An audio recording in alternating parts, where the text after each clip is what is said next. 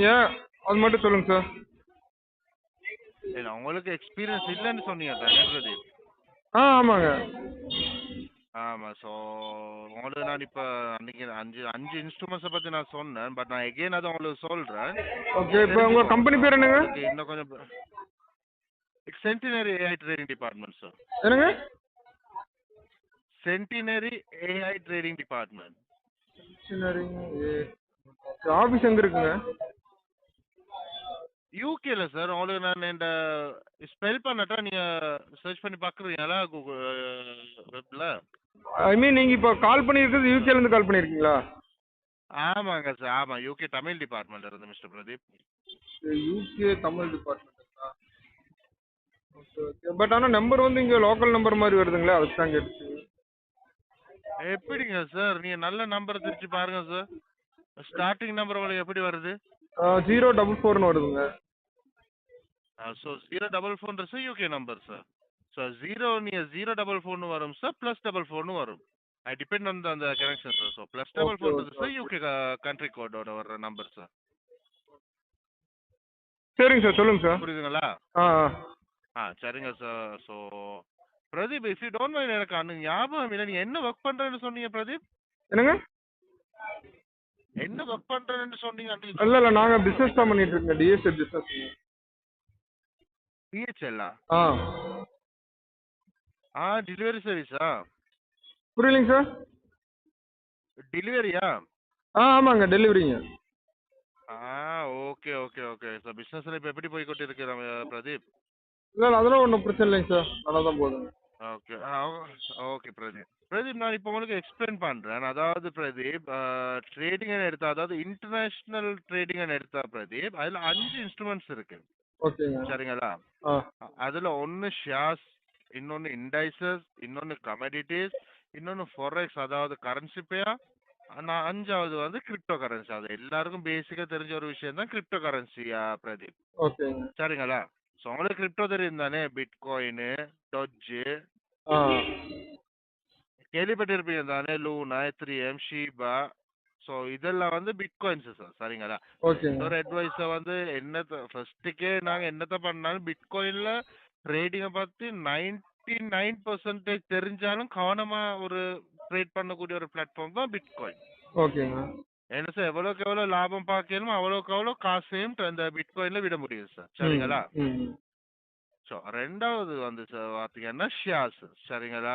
இப்போ ஆக்சுவலி இப்போ நீங்கள் ரெஃபர் பண்ணுறது எதுங்க? பிட்காயின்னா எதுங்க? இல்லை, நான் சார் உங்களுக்கு ரெஃபர் பண்ணுறது வந்து ஃபாரெக்ஸ் சார். ஃபாரெக்ஸ் என்ன சார் வந்து இப்போ ஆமாங்க சார். ஏன்னா இப்போ எனக்கு உங்களுக்கு அதை விட ரெஃபர் பண்ண முடியும் சார் வந்து கமாடிட்டிஸ். அதாவது இந்த சுச்சுவேஷனில் சீரியஸாக உங்களுக்கு ஈஸியாக புரிஞ்சுக்கொள்ள முடியும். இந்த க்ரூட் ஆயில், பின்ன இந்த கோல்டு ரேட் எவ்வளோக்கு எவ்வளோ நாளுக்கு நாள் மேலே போய் கொண்டு இருக்குண்டு. சரிங்களா? ஸோ ஃபர்ஸ்ட் வந்து ஒரு ஃபர்ஸ்ட்டுக்கே யாருமே வந்து சார் ஒரு பெரிய அமௌண்ட் இன்வெஸ்ட் பண்ண மாட்டாங்க. அதாவது கோல்டுலேயும் க்ரூட் ஆயில்லையும் சார் வந்து பேசிக்காகவே நீ ஒரு பெரிய அமௌண்ட் வந்து தான் ஸ்டார்ட் பண்ணணும். இப்போ ஆக்சுவலி வந்து இது இப்போ நம்ம இது பண்ணணும் அப்படின்னோம்னா மினிமம் எவ்வளோ இன்வெஸ்ட்மெண்ட் பண்ணுற மாதிரி இருக்கு?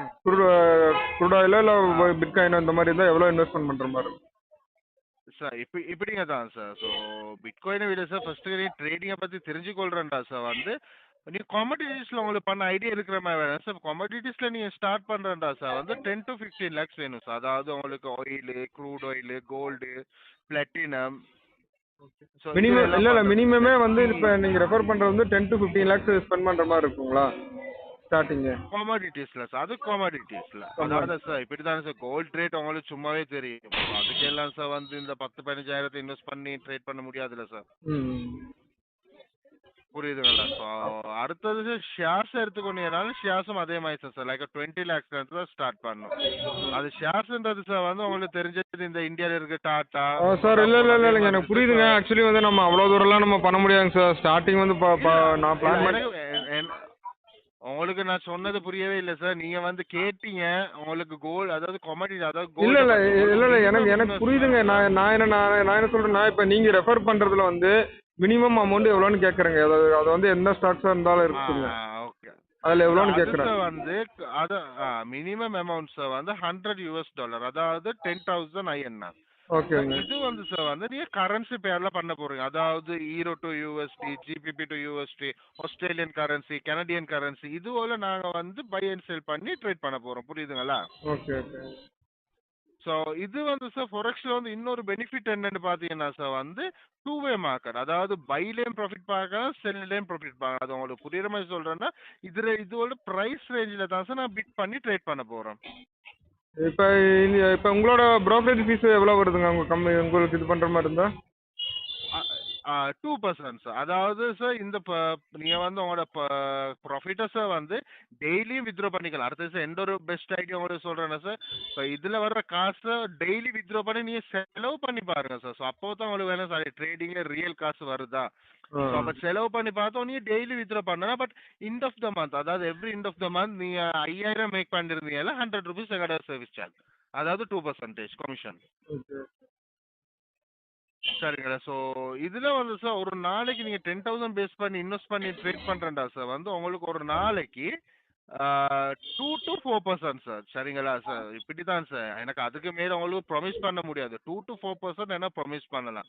என்ன சார் நாங்க ஒரு சின்ன அமௌண்ட் போட்டு தான் ஸ்டார்ட் பண்றோம். ஃபர்ஸ்ட்டுக்கே இல்ல சார் உங்களுக்கு நீங்க 10,000 போடுங்க, உங்களுக்கு ஒரு நாளைக்கு இல்லை இல்லை 1000 எனக்கு இல்லை இல்லை எனக்கு அதெல்லாம் இல்லை அதெல்லாம் புரியுதுங்க சார். நான் இப்போ நம்ம பார்த்துட்டு தான் இருக்குங்க சைடாக நம்ம டைம் கிடைக்கிறப்ப என்கொயரி பண்ணிட்டு. ஆமா. இப்போ இன்னொரு டவுட்டுங்க. இப்போ சப்போஸ் இப்போ நம்ம இன்வெஸ்ட்மெண்ட் பண்ணுறோம் அப்படின்னோம்னா உங்கள் கம்பெனி ஆப் வந்து ப்ளே ஸ்டோர்லேயே இருக்குங்களா இல்லை தனியாக இன்ஸ்டால் பண்ணுற மாதிரி இருக்குமா?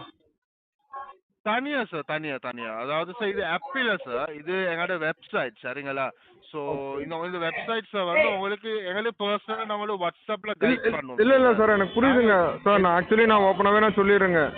நான் ஃபஸ்ட்டு வந்து ஆப் வந்து நம்ம கூகுள் ப்ளே ஸ்டோரில் இருக்குன்னா அதோட கான்ஃபிடன்ஸ் லெவல் வேறு மாதிரி இருக்குங்க. இல்லை தனியாக ஏபிகே ஒருத்தர் ரெஃபர் பண்ணுறாங்கன்னா அது வந்து அவ்வளோ சேஃபர் சைடு கிடையாது. இன்கேஸ் எனக்கு இன்னும் ஏபிகே இல்ல சார், நாங்க ஏபிகே இல்ல. ஓகே. இப்போ இன்கேஸ் தனியாக நீங்கள் வெப்சைட் சொல்கிறீங்கனாலும் அதையும் பார்க்கணும். ஏன்னா நம்ம நிறைய அந்த மாதிரி ஸ்பேம் நானே என்னோட நிறைய கஸ்டமர்ஸ்க்கு ஃப்ரெண்ட் சர்க்கிள்லேயே பார்த்துருக்கு. அது இல்லாமல் விட்ராலே எல்லாமே அப்ளிகேஷனில் வெப்சைட்டில் காட்டும். பட் ஒன்ஸ் நம்ம அதை போய் நம்ம இது பண்ணுறப்ப விட்ராலுக்கு ரிக்வஸ்ட் கொடுக்குறப்ப அது ஆகவே ஆகாது. அதுக்கு மேலே அமௌண்ட் கட்டு, அதுக்கு மேலே அமௌண்ட் கட்டுன்னு ஏகப்பட்ட இஷ்யூ நம்ம பார்த்துருக்கு. எனக்கு உங்களோட வெப்சைட்டு எனக்கு உங்களோட கம்பெனியோட வெப்சைட் இது அனுப்பிச்சுடுங்க. நேமு லிங்காக வேணாங்க. உங்கள் கம்பெனியோட வெப்சைட் இருக்கும் பார்த்தீங்களா? ஆமாங்க சார், ஆமா சார். எனக்கு அந்த கம்பெனியோட வெப்சைட் அனுப்புங்க. லிங்க் வேணாம் எனக்கு.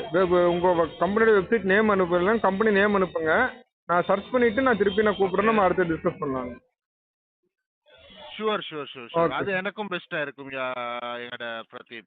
சரி, ஓகே. ஸோ சார் ஃபர்ஸ்ட்டுக்கு கான்ஃபிடென்ட் எடுத்துக்கோங்க, சர்ச் பண்ணி பாருங்க. ஸோ அதுக்கு பின்னால என்ன காண்டாக்ட் பண்ணுங்க மிஸ்டர் பிரதீப். Okay okay.